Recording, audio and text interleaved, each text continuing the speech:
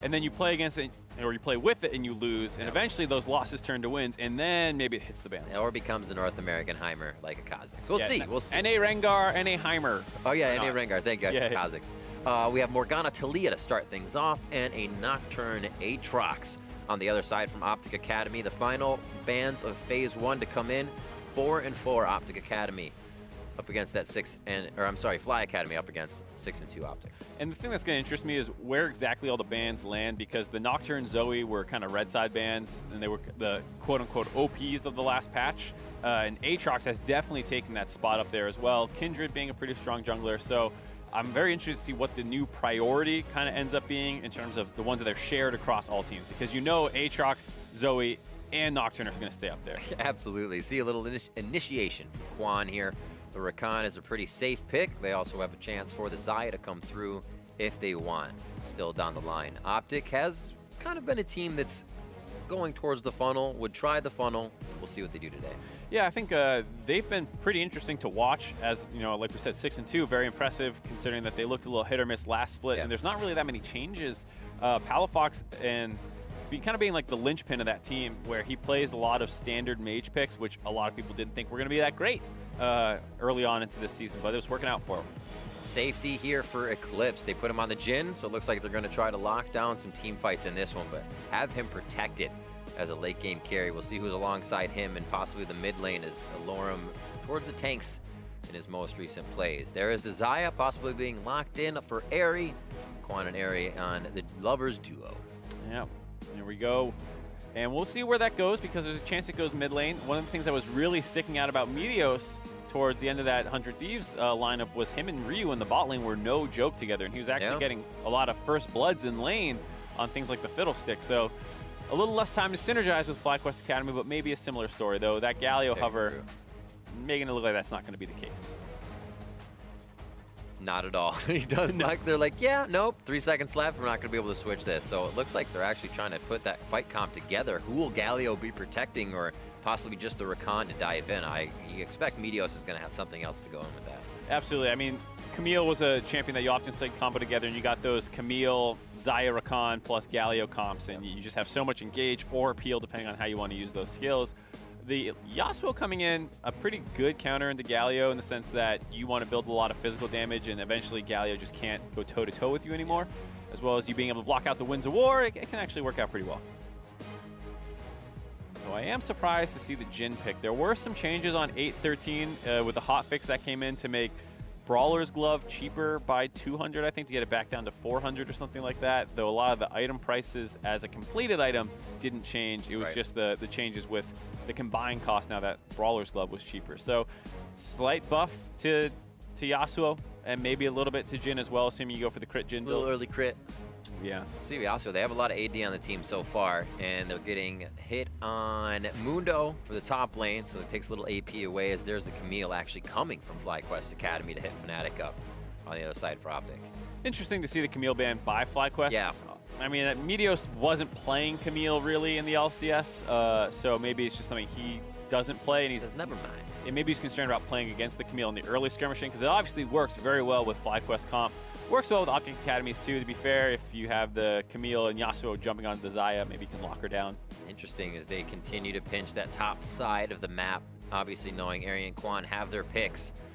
Lock down what Meteos and No could get, as Trundle is locked in on the other side, saying, hey, you might have to take a Sejuani, and then we get a great matchup there for Fnatic. Yeah, it does feel like a little bit of a read on what Meteos wants to play, as well as the fact that you saw the Gragas, Xin, and Camille banned out. A lot of really strong level 2 junglers, and getting rid of the other kind of magic damage tanky jungler that was basically leaving Sejuani up for him and forcing him into that position. Is also still a good pick into Galio, who ends up usually building a couple resist. You can build the AP one-shot Galio, but for the most part, people still end up grabbing some resists in there. And it is pretty great composition. You know, kudos to Cop there for a moment, always on teams that vary up their picks, have a few flex coming in, but usually come out on top ever so slightly. The Olaf is the answer, though, that we see coming in from FlyQuest. So Meteos says, you want to go toe-to-toe, I'll be right up in your face. I mean, Olaf's not bad, has a lot of early tempo in the jungle. The Trundle-Olaf matchup is one that we've seen a fair amount going all the way back to spring, where early on, Olaf kind of controls the pace of the game, and Trundle's playing catch-up until it kind of flips on their second item and a half, where Trundle just becomes a much better frontliner compared to the Olaf. She's like, why isn't this guy dying? Yeah. How is this happening? I was just killing him a second ago. Darius is locked in, so they will absolutely be able to cut through that top line of basically squishies here if Fnatic is, or I'm sorry, if Gate isn't saving them on the Tahm Kench. It's very interesting because you pointed out how Alorum, for the most part, plays tanks, and the Darius was a bit of a call-out saying, well, play tanks into me. And then there you go. You see he's like, nope, not going to do that. I'll take Vladimir instead. And this was an interesting game where both teams trying to call out what the other player's tendencies are. Absolutely. Meteos wants Sejuani, so we'll take Trundle early. Alorum likes to play tanks, we'll take Darius early, and both times ended up getting not quite favorable matchups as a result. It's usually you see it kind of be one or the other. The first phase seemed like everybody got a little bit of what they wanted. We want to run this bot lane, we'll run this bot lane, sweet.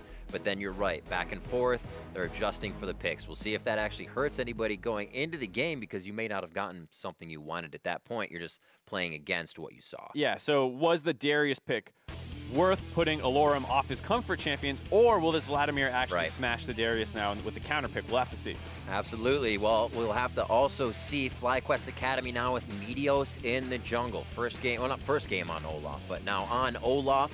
And we'll see if they can produce more results here against OpTic Academy. On to the Rift. Chickens. The chicken Galio skin is one that I don't love it. I think it's like makes sense for his skin, but then his abilities just look really funny. Chickens. Yeah, just the winds of war hit and like a drumstick pops out, and you're like, what? I like it. It's about sending a message. The game is going to be hot and greasy. Ew. No to the top. Gets one quick swipe on Alorum. He doesn't want to play ball for now, so they just continue to back off. Nice pressure, though. Looks like Meteos and No actually want to stay here for quite some time and really start to mess with Fnatic's jungle. Yeah, I mean, Olaf is one of those level 1 champions who you just don't want a piece of at all.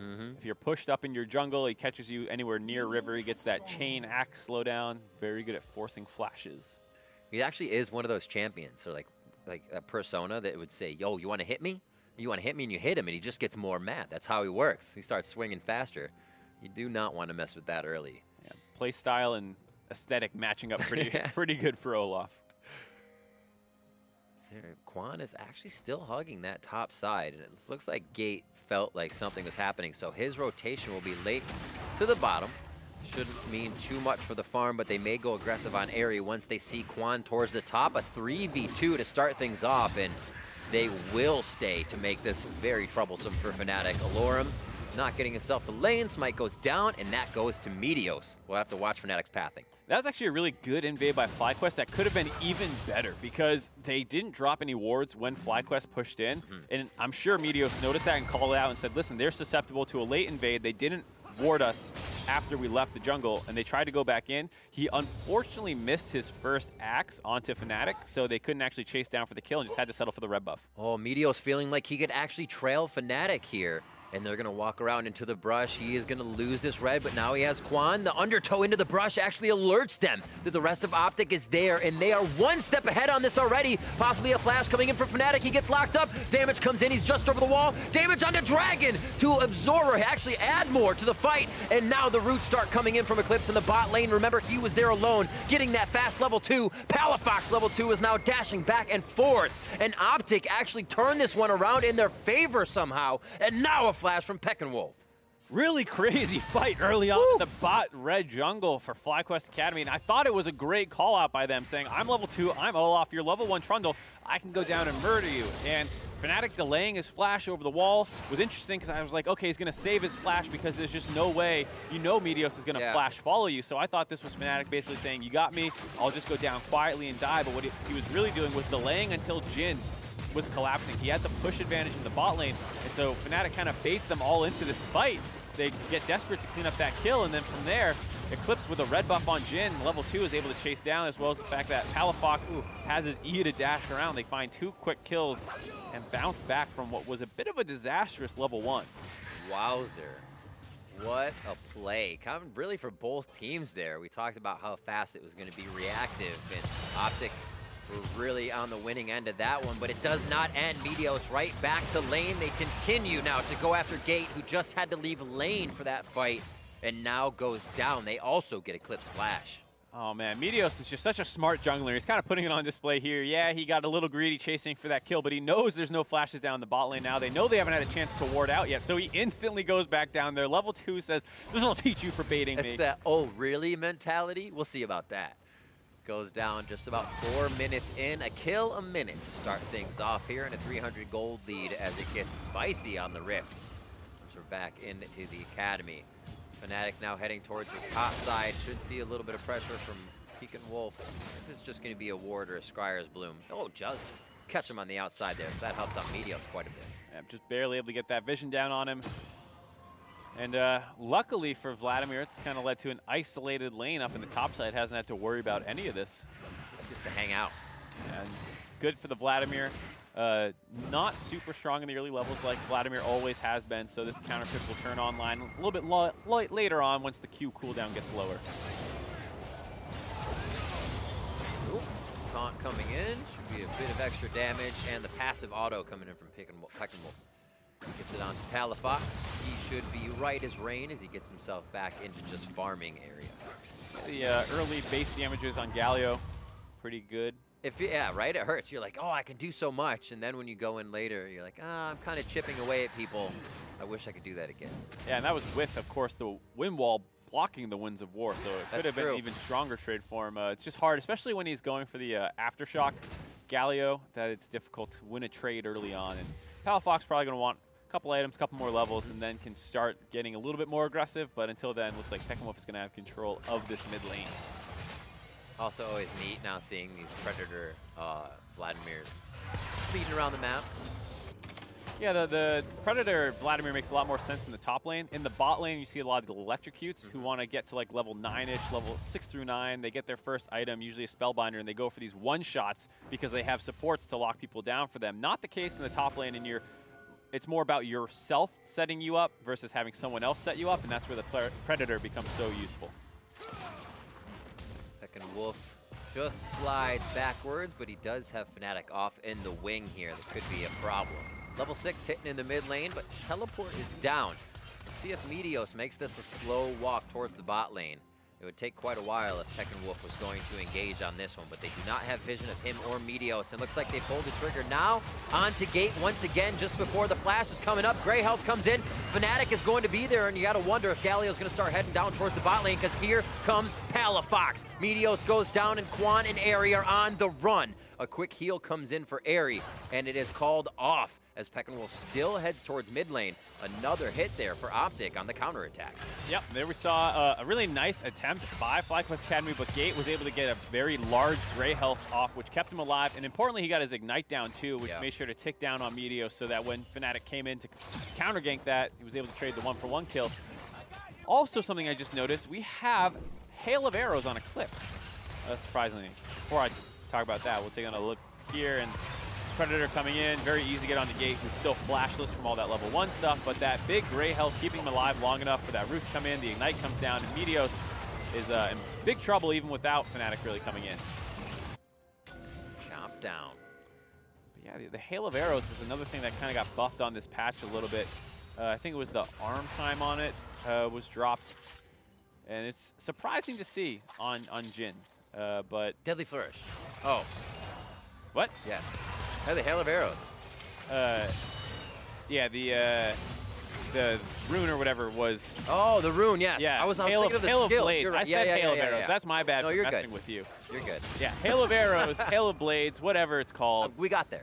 Haven't seen it very much in the LCS, but there it is, swapping out the typical comet that you see for it. Yes. Now I understand. 8 minutes on the clock, and now Gate and Eclipse feeling actually pretty good here with that BF sword in Eclipse's hands as well. The mid lane trade continues back and forth. You can see that health now for Pekin Wolf doing good, but Palafox still able to cut through it, goes for the hit on and under the turret. He is going to be able to get it. I thought the flash was going to keep Pekin Wolf alive for just long enough. Disabled with Ragnarok, but he gets around. There's the pillar coming in, and he cannot get around it. It's still going to bump him. A beautiful save coming from Fnatic. The teleport from No was already started, and they continue in the bot lane as the fights go coast to coast. And there's the entrance coming in from Quan. He's forced to get back onto the fight. Just a little bit of protection coming in as Airy cannot reach. The gray health is on now for Gate as they slowly take him down, and he is dunked by No. Crazy fights breaking out in the bot and the mid lane at the same time. Palafox putting on display why he is kind of cementing himself as one of the best mid laners in Academy. Gets a nice 1v1 dive off and has the mechanics to escape as well. Unfortunately, TP advantage down the bot side, so No was able to jump in there, and once again, Gate's getting punished. Whoa, nice block by Quan on the deadly flourish. Curtain call comes down and they exit stage right out of this one. Meteos and Quan get themselves to safety, just about 500 HP combined. No's actually still hanging out down here as they've rototed. Rototos. Peck and Wolf top. Let's see this one again. Yeah, this is kind of what started off all this action. Peck and Wolf gets interrupted, gets ulted away from the turret. And Palafox, like we said, with some levels, with some items, is going to become a lot bigger threat in the 1v1. And the flash by Peckenwolf kind of gave Palafox his way out because he flash follow away from the turret. And that kind of got him in some trouble. This TP also coming in right after the Vladimir had teleported up to the top side. So this is going to be a 3v2 that they cannot get out of. Nice follow by Quan, getting the knockup on Gate. No holding his abilities here, knowing that there's really no way for Gate to get out. We'll have the gray health, doesn't matter. The bleed, the ult, finishes that kill off. Both teams kind of try and fight over that blue buff, but no more kills to be found. Back and forth, a kill for kill. This is what we like to see, and this is what we expected to see with the picks coming out of Champion Select. Alorum having a bit of trouble here before he hits 9. Gets a level 5 on that Q, so he can get healthy real quick. Last breath comes in. So it feels like Peckenwolf is still breathing on this one. Gets himself out with the ultimate onto Meteos, but now they also know where Meteos is, so they can put a little bit of vision down on the map.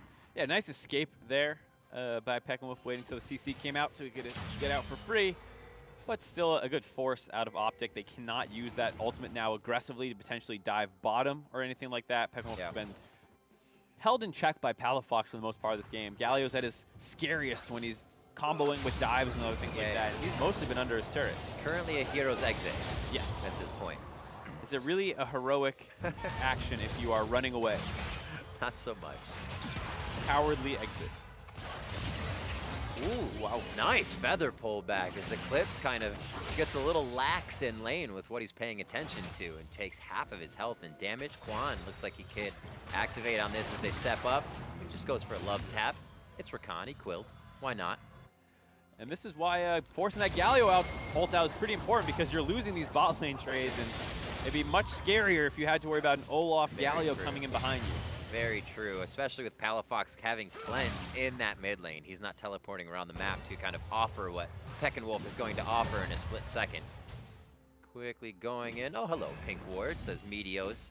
He clears that up as he keeps himself up and around on the map. 1, 2, and 2, and 0, 1, and 2 are what we're looking at for the junglers, but still eyes on Meteos here in his second game with FlyQuest Academy. Oh, so rude. Lauren tries to back. Things are quieting down, but I feel like once I start to say that, we're going to see immediate action. Already towards the bot lane, Meteos is hovering as Quan has stepped forward into the brush. Trying to see if they'll walk forward a little bit. They've done a good job of dropping a lot of pink wards down the bot side of the map here to set up these aggressive plays around their winning lane. They're fine letting the Darius-Vladimir matchup go kind of even for right now. And it would be pretty hard to gank Vladimir anyway, so they're trying to punish Gate, who has already died quite a few times. Still that pressure in the brush, not necessarily needing vision up on that pink ward, but FlyQuest is doing a great job of being able to hold River, but also allow Fnatic to do quite a bit on the other side in OpTic's favor. Yeah, I'm sure Meteos is getting a little impatient, though, because despite all these pink wards, they haven't been able to convert it into anything. So going to just take that bot lane pressure and grab a Drake, since they had not been able to find the opening into the bot lane. Nice and easy. Dragon goes down, Eclipse and Gate stay safe. Fnatic and Palafox just kind of hanging out for a moment as they farm that mid turret. Interesting, Palafox actually isn't just destroying the Raptor camp. He says, no, you can have it, Fnatic. I'm a nice guy. Scuttle Crab looking for top side. It's already taken down as Fnatic is just doing some ward duty. We'll see where the rest of the lane goes. Teleport for him. That cannot happen with the passive. That would be sweet, though, if Rakan could actually teleport with the other part of the Or you could, like, E Once he's teleporting in air to redirect you. Let's go. Yeah, that'd be broken. Yeah, it'd be broken, but it'd be really cool. Raspberry. Storm Razors. Ooh. Yep, Storm Razors coming out. That was one of the items that got a small buff on 8.12, I think, as opposed to 8.13. Yeah. Was one of the things that started putting Crypt Marksman back on the map as, ooh, that you just short. Gotta try. Good bit of damage. Waiting for that Crimson Rush to come back up before he throws another one in. Actually, using the Sanguine Pool first. And flashes over the wall. This does not look like a good situation for Alorum. He gets hit. The bleed is still on. Apprehended in. And uses the abilities quite backwards as he gets himself taken down with the flash as well. Peckinwolf now trying to head towards the top side. And he is the caboose to the rotation train. It does not look like he's going down, though. Made of steel. Looked like a bit of a mistrade there by Alorum. Should have been able to get out of there for sure, but kind of looked like he wanted to... Couldn't decide if he wanted to use the blast cone or use his flash. Ends up walking back next to the Darius and then not being able to take the blast cone because it would have hit both them over and has to flash, which of course Darius can follow. What? Shoot blanks. He's got the shield on him, man. He's got the E. Shoot blanks. Let's see what they can do in the next fight. Whoa. It could actually be a game where Eclipse is opening up with Curtain Call to start these fights. We're seeing the Rift Herald get a bit of attention now. Oh, Ragnarok immediately in the middle of last breath. Rift Herald goes down, and it's going to be the kill onto Fnatic. That would be a snuff out, or is it a grab on Rift Herald? We'll have to see. It does not look like they're going to be able to grab it, so there's about 45 seconds for OpTic to come back and grab this. Yeah, that was a bit of a suicide attempt to stop the Rift Herald from going down, as Peckinwolf was able to ult in on top of Meteos, and the TP flank coming in from No, and now there's that... Like, I want this right now! I don't think Kwon can stop him by himself. They're waiting for Meteos. They're going to defend this off. I love this. That thing usually stays up way it's about too 40 long. seconds. And it puts an awesome fight. Oh, it just disappeared before Alorum could get to it. He turns tail and starts heading towards the bot lane. Gates in a sore position now. The charm hits on the quickness, and he will go down with the sickness. That was very sad for OpTic. Uh-oh, ooh. Almost got his cape there, but yes, I absolutely agree. It just flipped right there for them. That was another suicide attempt. The first one to stop FlyQuest from being able to get the Rift Herald. They're able to get the smite, and then they go on another suicide mission. This time, Gate going in there to try and buy space for Alorum to grab it, but it timed out right before he got there. It's nothing you ever really play around in that instance. So you're like, oh, we can walk in and get it. So you haven't prepped for the fight, you don't know it, and they just so sloppily keep trying to get it. It hurts them pretty bad. Well, it felt like they had forced out Kwon, so maybe they can walk forward and get it, and then right then it drops Alorum, and then everyone's just split up. One's running into the jungle, one's running to a turret, one's running back to top lane, and once again, Gate has his team doing him dirty. Yeah, Gate is having a rough game. His positions are just kind of cut off at the last moment, and he's like, well, I guess it's a better idea to lead you away from my team. So in his effort to help, he's also going down quite a bit. 0-4 and 2 for him. Still with the ability to save Eclipse, 2-0-1 and a 2-0-0 Palafox. And really the people they fielded on this composition to do the damage. So they're up those numbers. And it's worth pointing out, too, that OpTic does have their 4 kills on the right members. You see a very strong Yasuo and Jin's coming out, where on the flip side, Olaf getting some early kills is great, but if you don't snowball like crazy, he will still continue to drop off. Rakan with those kills, not going to be doing too much. Will get his... yeah, Ari would love to not be 0-0-4. Yeah, he would love 2 of those kills for himself. Feels good for No, though. He has dunked 2 and assisted in dunking 2, so keep it in the stats. Darius could be very big if they decide to play that lane consistently, calling Alorum to the top side, who wants to participate in these fights. Now getting pushed off his lane, Meteos goes between the turrets, and he says, I want part of this. You don't get solo gold. Let's go. That's not in your contract. Yeah, that's definitely one of the ones where the kill mismatches does matter, of course. Oh, yeah. I mean, if Darius gets strong in the head, he can kind of just run at the Vladimir, who... is trying to kite him out, and then it's, well, I'm under a turret, and he's just autoing the turret, and I can't really do enough damage to scare him off. That's why the top one went down. FlyQuest backing. Why aren't they together? There's complete lack of synergy on FlyQuest Academy here. It's so sad to watch this team. You could have stopped. You could have faked out a flash or got something as you charged in and got, you know, so many possibilities. We'll never know. They choose their own adventure, and today we went home. Goodbye. We'll be back on. They come out split? No, they're actually under each other. I can't see the coins. But yeah, Ari and Quan are together there. I believe No has joined them. So with 4 in the mid lane, they'll have Peckinwolf just on the outside with his ult up, ready to make a hero's entrance.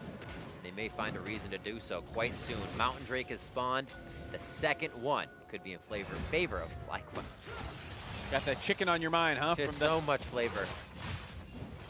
Oh, this should be a good fight for FlyQuest. I feel like at their items, they're a little bit stronger with actually the pen coming in might be good for Alarum if he can find an angle onto the backside. That might be enough.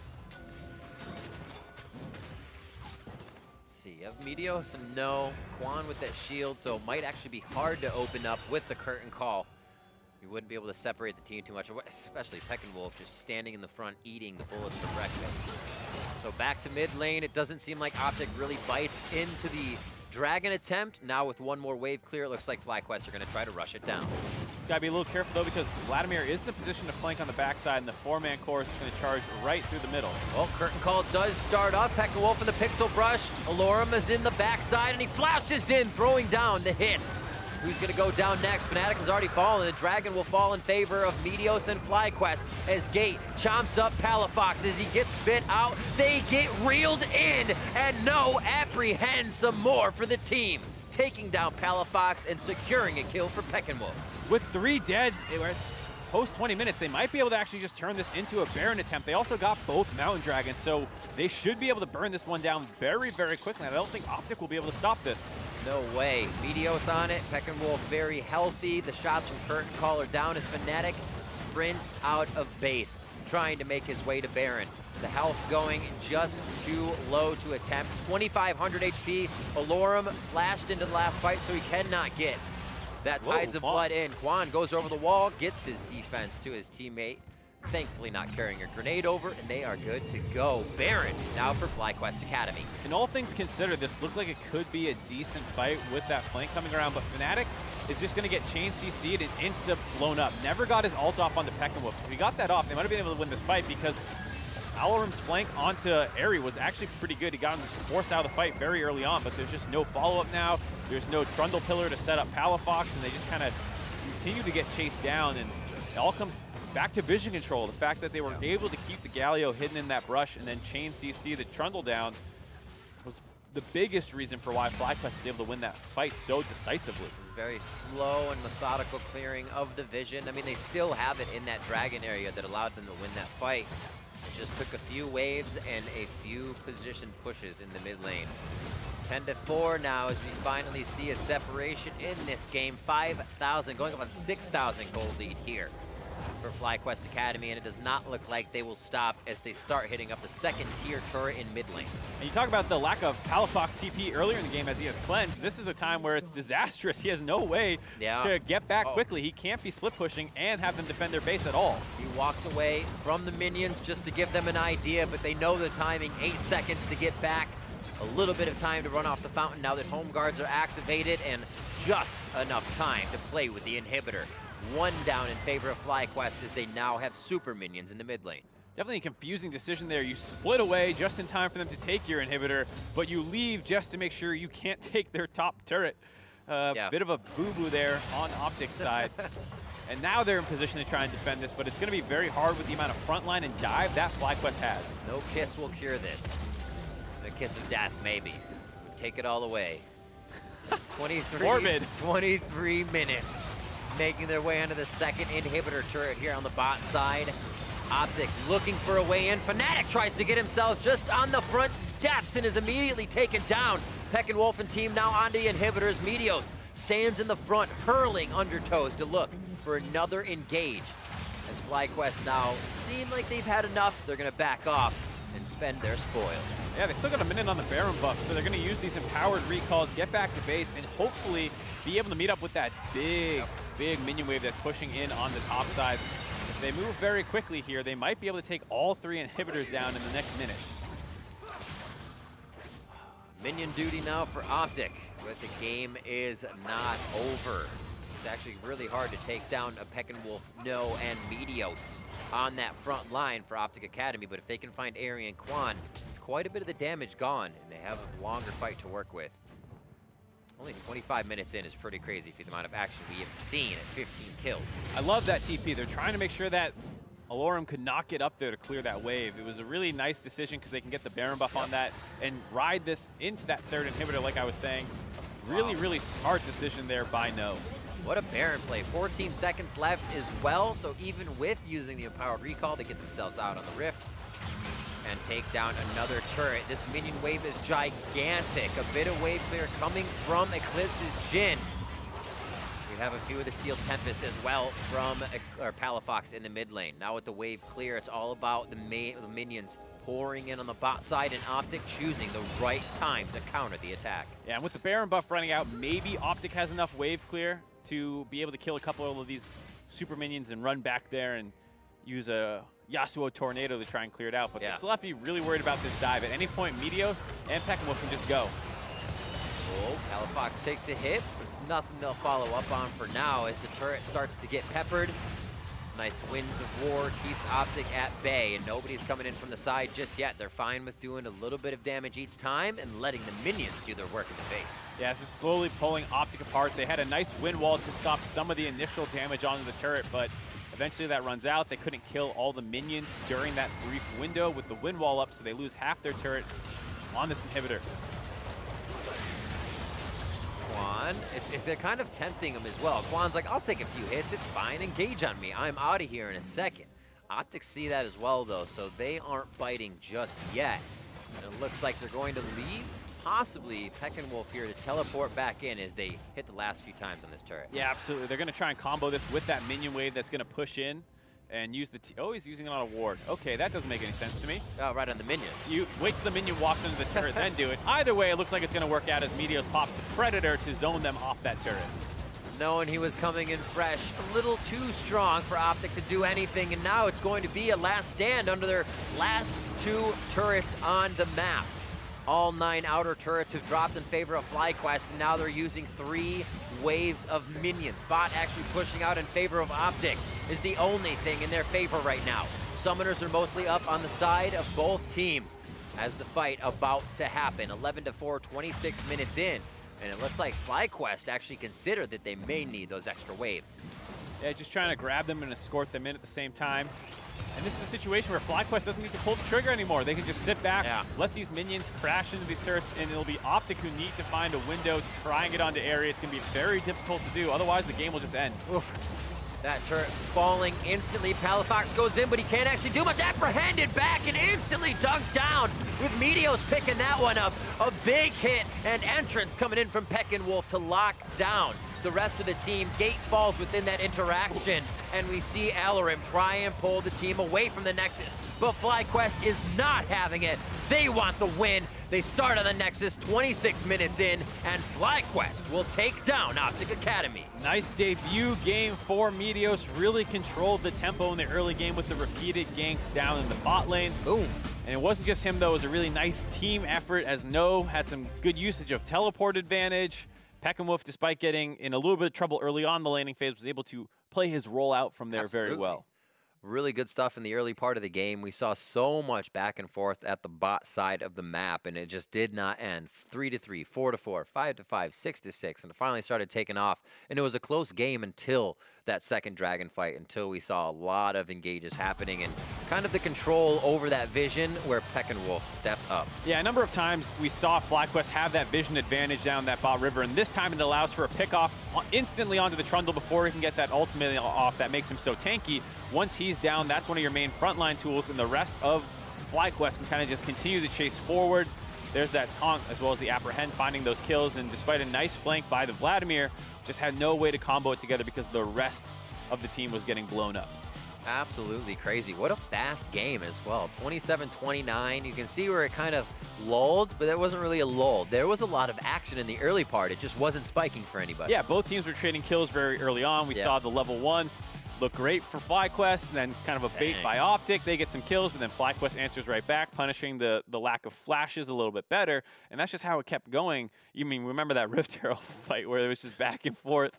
They were kept baiting OpTic into thinking they could get the Rift Herald, and then eventually those small situations led to more controlled ones, which FlyQuest showed that they were much better at executing on. No surprise with Meteos helping out. All right, well, to hear more about that victory, I'd like to welcome FlyQuest coach Gabriel to the broadcast via Skype. Gabriel, congratulations on the win. Hey, thanks so much, guys. Nice looking windbreaker. It's yeah, this is actually this is my dad's from the 80s, and then the shirt I got in Taiwan. There's a company that does that kind of stuff, so it's really, really cool. Fashionable on the Rift and off the Rift. Congrats on the win for the team. How has it been kind of now sorting out having Meteos on the team and just syncing everybody up?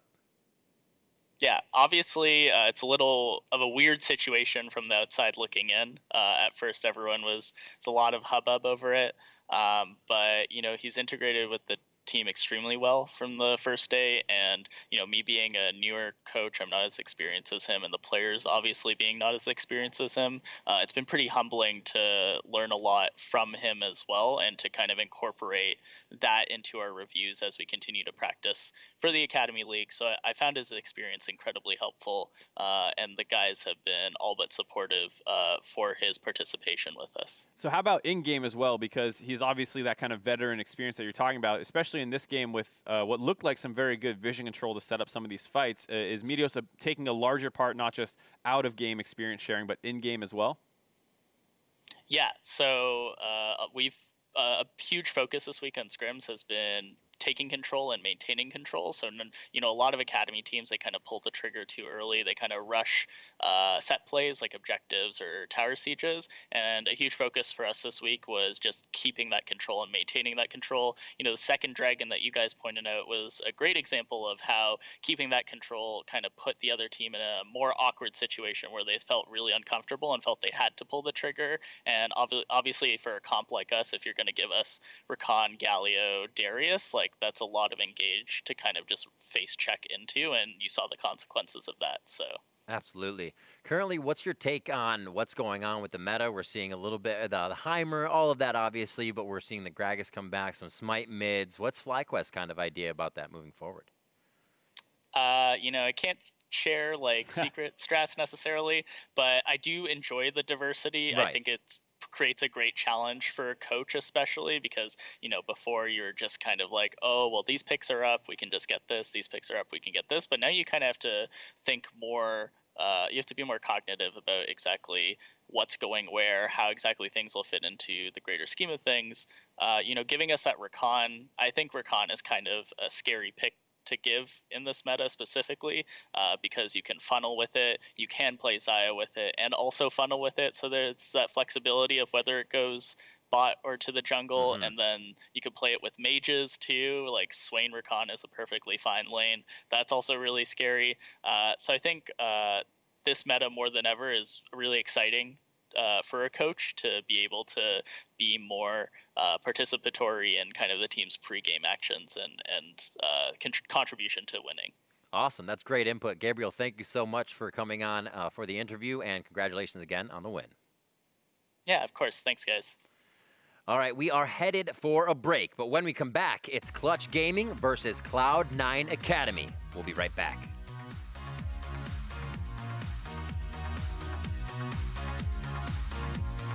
Possibly a flash coming in from Fnatic. He gets locked up. Damage comes in. He's just over the wall. Damage on the Dragon to absorb or actually add more to the fight. And now the roots start coming in from Eclipse in the bot lane. Remember, he was there alone. Oh, Ragnarok immediately in the middle of last breath. Rift Herald goes down, and it's going to be the kill onto Fnatic. Chomps up Palafox as he gets spit out. They get reeled in, and no, apprehend some more for the team. Palafox goes in, but he can't actually do much. Apprehended back and instantly dunked down, with Meteos picking that one up. A big hit and entrance coming in from Peckinwolf to lock down